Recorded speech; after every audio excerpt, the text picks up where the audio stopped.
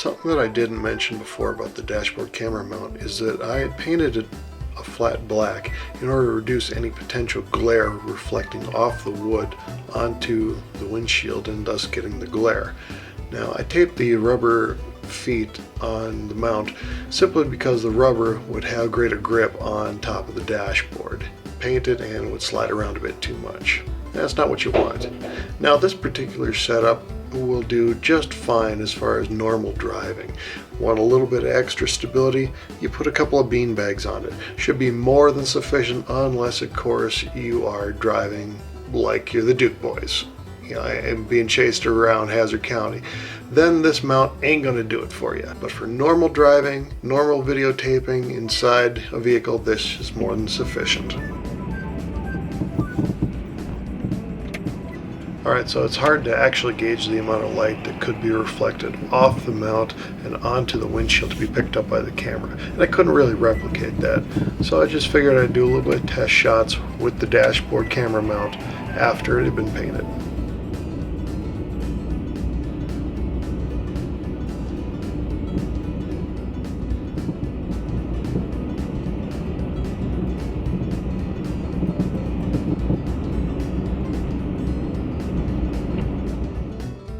Now the one mount that most people found most intriguing and potentially dangerous is the license plate camera mount, and for good reason. I'll be fair. You're going to put a potentially expensive camera either on the very front or the very back of a moving vehicle. That can be a bit disconcerting to your wallet, so you want to make sure to protect it. And there's a few things that I did which I hadn't mentioned in my previous video. So with that in mind, with regard to the license plate mount was that I added this, a safety strap tied to the camera, tied underneath, in my case, the mount for the hood. Keeps it in place if by some chance this rig were to fail and the camera were to fall off. That way, this expensive camera isn't going to go bouncing down the road. So I was asked a couple of times about certain safety measures with regard to the camera, particularly on the front of a moving vehicle.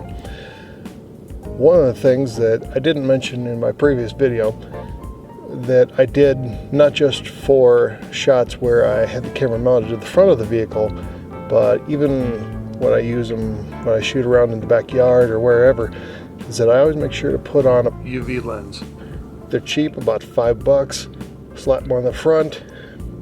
They say it gives a slightly better picture. Yeah, I don't know, who's to say?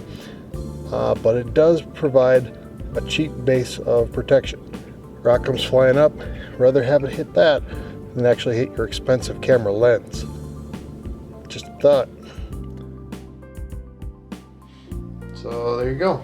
A few intellectual love nuggets with regard to the video that I had done. Some things that I hadn't put in that video, as well as some points that were brought up by viewers. So I'd like to thank you all for that. Hopefully these things will help you out, be of some use to you. Good luck.